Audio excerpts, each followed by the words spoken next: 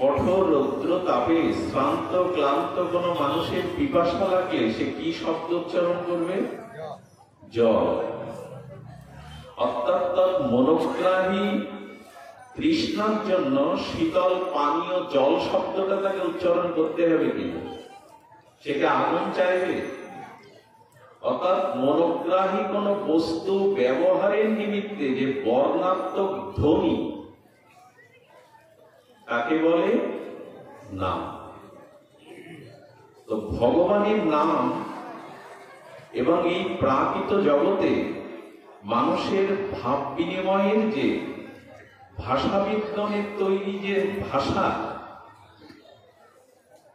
এই বর্ণরূপ ভাষা আর ভগবানের নামের যে শব্দাবলী, এগুলি দুটি বিভাজন আছে, একটি আজানিক, একটি আধুনিক। খুব ধ্যান দিতে হবে। ভাষা কাকে বলে? কোন ব্যক্তির মনোভাব আপনার হৃদয়ে প্রকাশের জন্য যা বাহন, অর্থাৎ যা বহন করে, আমার মনোভাবটা আপনার হৃদয়ে পৌঁছে দেওয়ার জন্য যে বাহক, তাকে বলে ভাষা। আমার হৃদয়ের মনোসংবেদ্য যে ভাবটা আপনার হৃদয়ে প্রকাশের যা বাহক বহন করে, তার নাম ভাষা। না হলে পৃথিবী থেমেই যেত। প্রত্যেক জাতির একটি নিজস্ব তার মাতৃভাষা আছে। এই ভাষা আমার মনোসংবেদ্য কোন ভাবকে আপনার মধ্যে প্রকাশ করে, যে বাহন, যেটা পৌঁছে দেয় অনুভূতিকে, ভাবকে, তাকে ভাষা বলে। জগতের মানুষ এই ভাষা, যারা ভাষাবিদগণ, তারা জগতের প্রয়োজনে ভাব বিনিময়ের জন্য যে ভাষা সৃষ্টি করেছেন, তার নাম আধুনিক শব্দ বা ভাষা। আচ্ছা, এই যে প্রণব, ওমকার, এই যে হরে কৃষ্ণ, ওম নমঃ শিবায়, বা গায়ত্রী, ওম ভূর্ভুবস্সঃ তৎসবিতুর্বরেণ্যং ভার্গো দেবস্য ধীমহি ধিয়ো ইয়ো ন প্রচোদয়াৎ, এই শব্দগুলি কি কারো তৈরি করা ভাষাবিদদের দ্বারা? কথা বলতে হবে। ওম শব্দটি, এটি কি কোনো ভাষাবিদের দ্বারা তৈরি করা? হরে কৃষ্ণ মহামন্ত্র, এটা কি কোনো ভাষাবিদ্বান সৃষ্টি করেছেন? এগুলো আজানি, অর্থাৎ এগুলি ভগবানের নিত্য স্বরূপ ধামে এই মহানামগুলি ছিল। জগৎ জীবের কল্যাণে, জগতের কল্যাণে স্বয়ং ভগবান সেই দিব্য আজানি পরম মঙ্গলকর শব্দ এবং নাম জগতে প্রকাশ করেছেন। এই জন্য ভগবানের নাম রূপ শব্দাবলী আর জগতের ভাষাবিজ্ঞানের সৃষ্টিকারী শব্দাবলী এক অর্থ বহন করে। যদি দৃষ্টান্ত হয়, তাহলে দেখবেন জল জল শব্দ বর্ণ উচ্চারণ করলে আজ পর্যন্ত কারো পিপাসা মিটেছে? পানীয় জল পান না করা পর্যন্ত শুধু জল শব্দ উচ্চারণ করে কারো পিপাসা মেটে কি? টাকা শব্দটা উচ্চারণ করলে আজ পর্যন্ত কেউ ধনী হয়েছে কি? সন্দেশ নামক শব্দটা উচ্চারণে জিহ্বায় মিষ্টতার সাথে কেউ পেয়েছে কি? কারণ জাগতিক ভাষার মধ্যে ওই বস্তুর অভাব আছে নিতান্তই।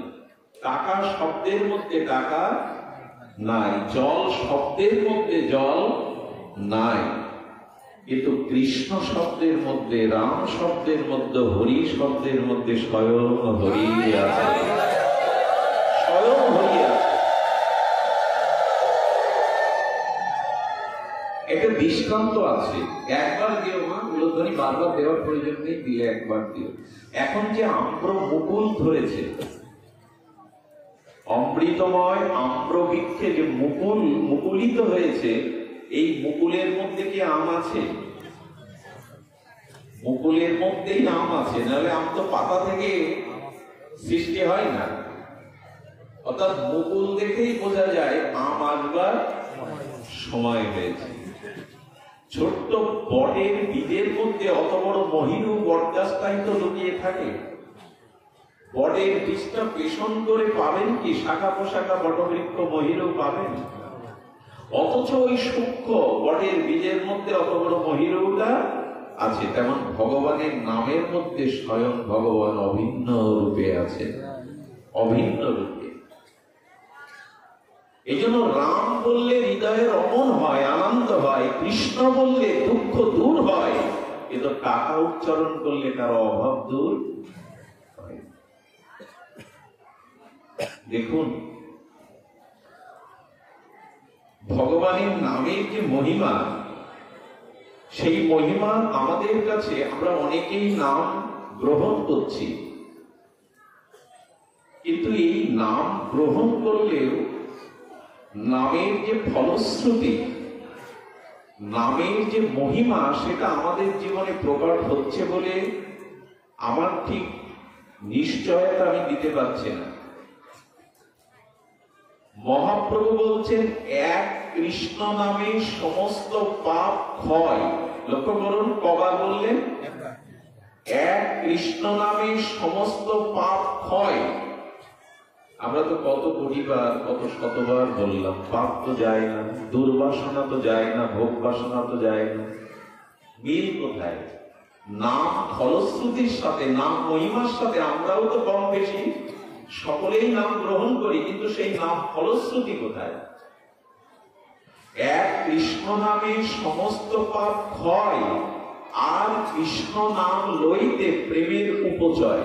শ্রীকৃষ্ণ চৈতন্য ভগবান বললেন সুবুদ্ধি রায়কে, একবার কৃষ্ণ নামে অনন্ত জন্মের পাপ দূরীভূত হবে, দ্বিতীয়বার কৃষ্ণ বললে বৈকুণ্ঠে রথ পেয়ে যাবে, প্রেম ভক্তি পেয়ে যাবে। সেই নাম কত শতবার, কত লক্ষবার, কতবার জপ করছি, নামের ক্রিয়া কেন নাই?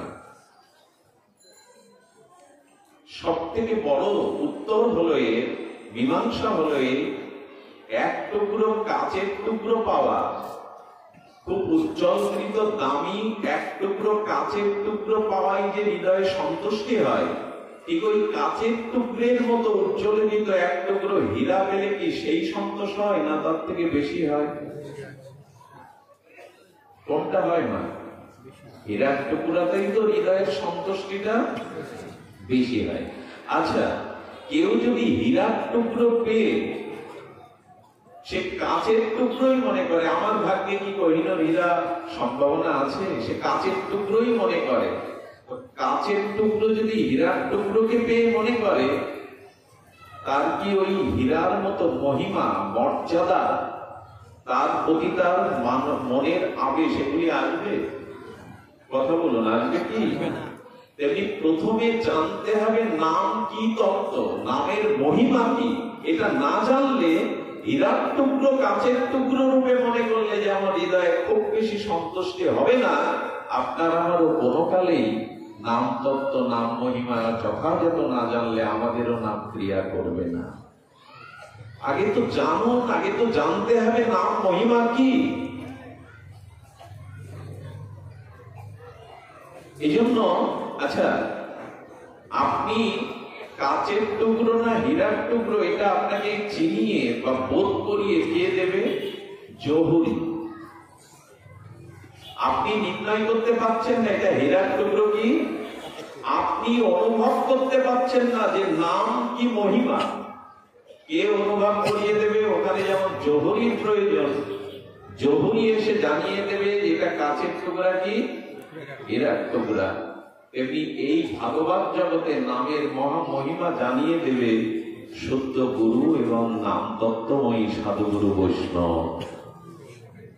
এই জন্য হরে কৃষ্ণ মন্ত্র, গুরু মন্ত্রটা তো পুস্তকে রয়েছে, গুরুদেবের কাছ থেকে নিতে হবে কেন? শ্রী গুরু প্রসাদী নামটা নিলে গুরুদেবই কৃপা করে আপনাকে নাম মহিমা স্মরণ করিয়ে দেবেন, জানাবেন। এই জন্য তো নাম বই পুস্তকে থাকলেও শ্রী গুরুর কাছ থেকে নিতে হয়। বটের বীজ কণা কোন পক্ষী খেয়ে তার উদরের ভীষণ তাপে ওই বীজটা সিদ্ধপ্রাপ্ত করে যদি পাথরের উপরে নিপাত করে, ভাঙা ইটের উপরে, ওখান থেকে বট গাছের চারা, আচ্ছা আপনি আমি বটের বীজ চারা লাগাতে পারবো তো? চারাই অঙ্কুরিত করতে পারবো তো? জল সার দিয়ে উত্তম সরস মৃত্তিকায় বটের বীজ বপন করলে আপনি আমি চারা গজাতে পারবো তো? কিন্তু বাকিটা খাওয়ার পরে ওই পোক্ত বীজটা তার ভীষণ উদরের তাপে, পাকস্থলীর তাপে এমন শক্তিমান হয়ে যায়, ইটের উপরে, পাহাড়ের উপরে ফেললে ওখান থেকে অঙ্কুর হয়। তেমনি নাম সেই দিন আপনার উপরে কৃপা করবে যেদিন জহুর রূপী শ্রী গুরু নাম মহিমা তত্ত্বজ্ঞ কোন বৈষ্ণব সাধুগুরুর কাছ থেকে এই নাম গ্রহণ করে তার তত্ত্ব জানবে। আচ্ছা, মুক্তা আমি জানলাম, জহুরির কাছ থেকে জানলাম মুক্তা। আচ্ছা, কেউ মুক্তা মুষ্টিবদ্ধ করার পরে তার পেটে ক্ষুধা যায়? পৃথিবীর অন্যতম শ্রেষ্ঠ কয় ক্যারেট যেন বলে, তো সেই কয় ক্যারেটের মুক্তা, পৃথিবীর দামি মুক্তা মুঠোর মধ্যে নিয়েছেন, অর্থাৎ আপনি পৃথিবীর অন্যতম শ্রেষ্ঠ ধনী, এখন হাতের মুঠোই আপনার মুক্তা, মণি, কোহিনূর, হীরা, তাতে পেটের ক্ষুধা যাবে তো? যাবে কি? ঘরের চালে খড় উঠবে তো? ঘরে চাউল সৃষ্টি হবে তো? সংসারের অভাব দূর হবে তো? তেমনি ভগবানের নাম পেয়েও যদি আপনি সেই নাম কি করতে হবে, সেই নামের যথাযথ ব্যবহার জানতে হবে। সেই নামকে কি করতে হবে, ওই হীরাকে যেমন কোন ধনীর কাছে, সম্রাটের কাছে ওটি অধিকার করার মতো যোগ্য সামর্থ্য ব্যক্তির কাছে বিক্রি করে যখন নগদ অর্থ নিয়ে চাল ডাল ঘরে আনবেন, সিদ্ধ করবেন, তখনই ক্ষুধা দূর হবে।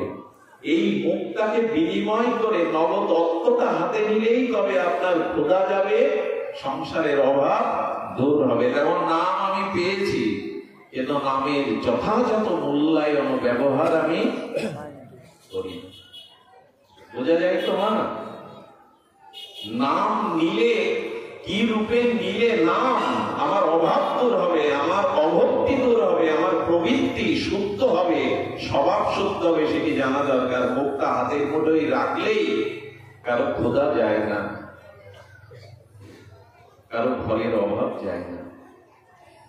এই জন্য নামটাকে কি করে বিনিময় করতে হবে, নাম কি করে তার মূল্যটা অনুভব করতে হবে। যে মুকুলের কদিন পরে মুকুল থেকে ছোট্ট আমের গুটি আসবে, সব গুটিগুলো কি পরিপক্ক আম হয়ে গাছে থাকে?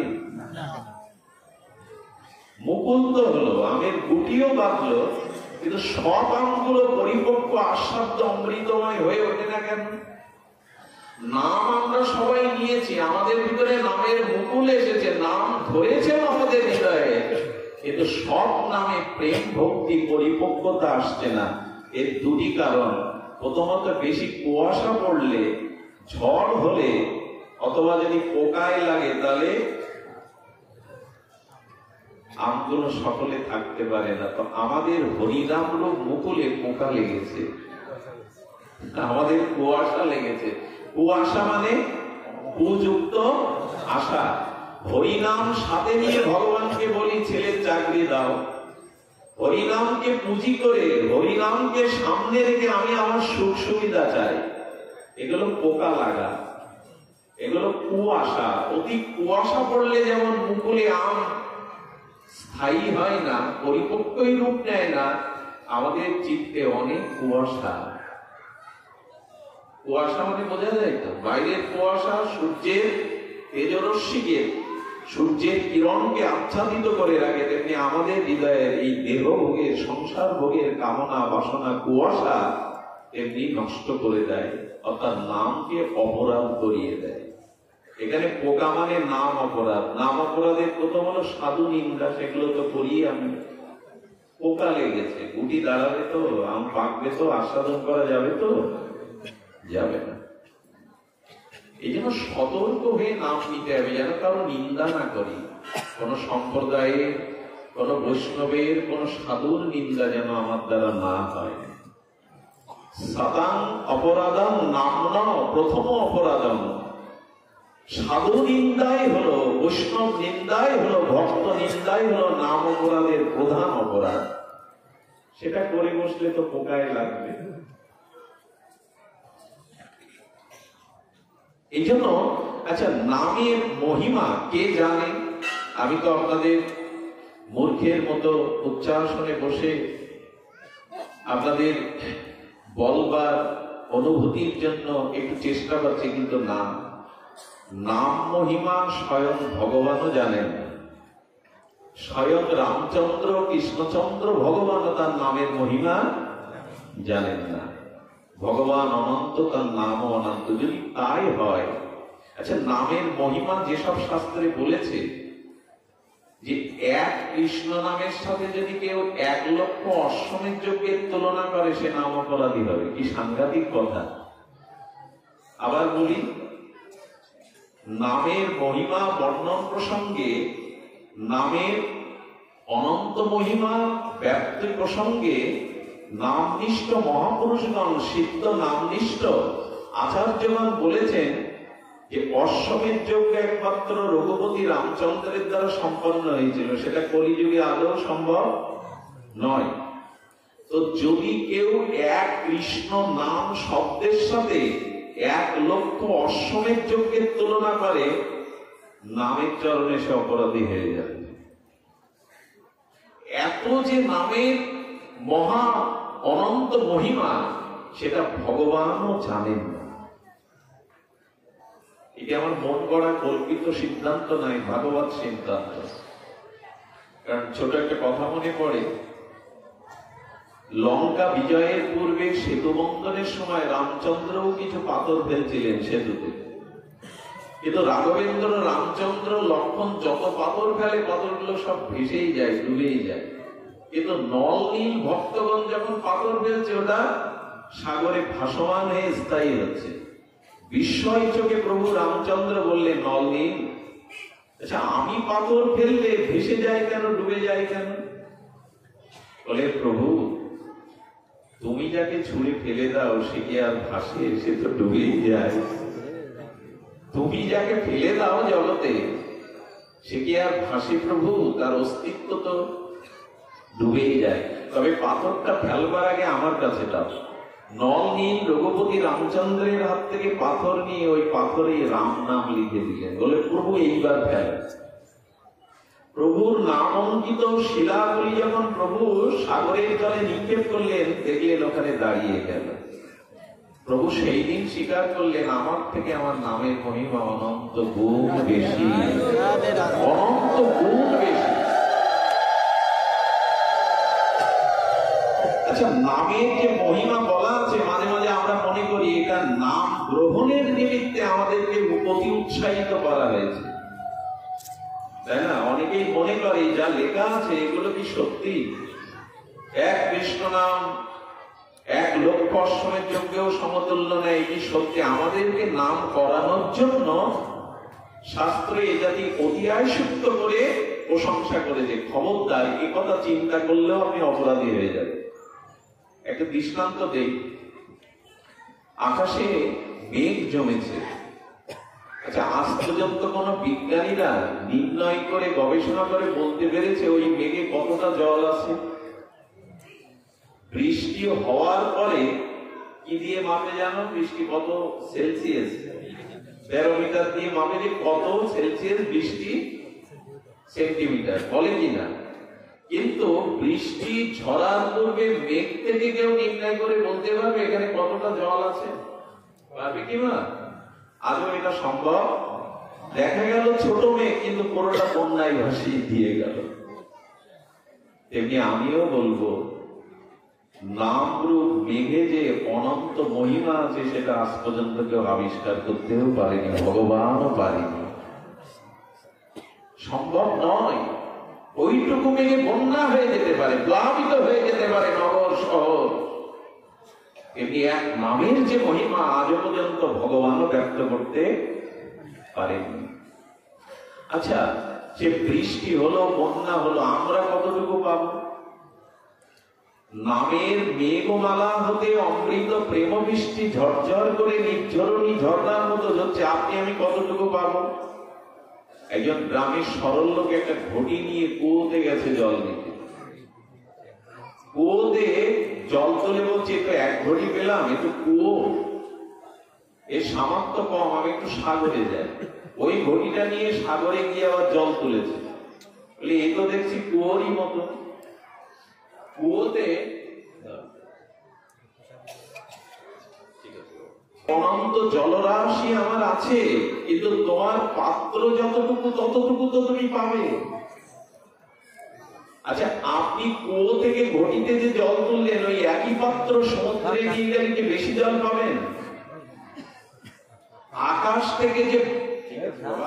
থেকে যে বৃষ্টি ঝরছে, সেই বৃষ্টি ততটুকু পাবেন আপনার পাত্র যতটুকু। নাম অনন্ত প্রেম রাশি, আপনি ততটুকু পাবেন যতটুকু নামের প্রতি আপনার শ্রদ্ধার ও বিশ্বাস পাত্র আছে। নামের কথা কি বলবো, কাল সন্ধ্যায় এখানে আসবেন, নাম চলবে তো দেখবেন এখানে পরিবেশটা কত অশান্ত।